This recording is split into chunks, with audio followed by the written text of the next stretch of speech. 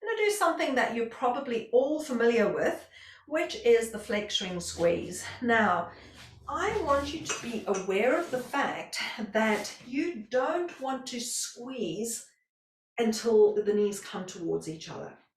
So your flex ring really is like a placeholder, and I want the movement to come from the very top of your thigh bone, so that as you draw the legs towards each other, it's because you're wrapping your inner thigh forward, and you can actually put your hands on the back of your thigh and you'll be able to feel those muscles activating.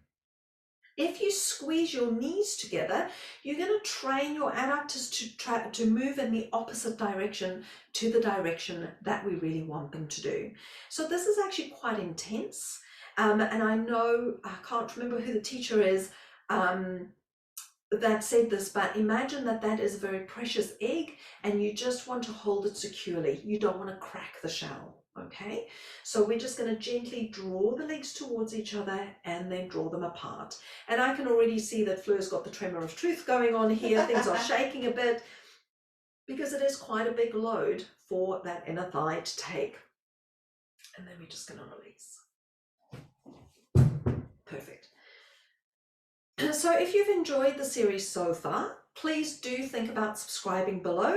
And if you want any more help, check out the link below for the Teach Pilates with Confidence Academy, where I can help you to teach with greater clarity and more confidence.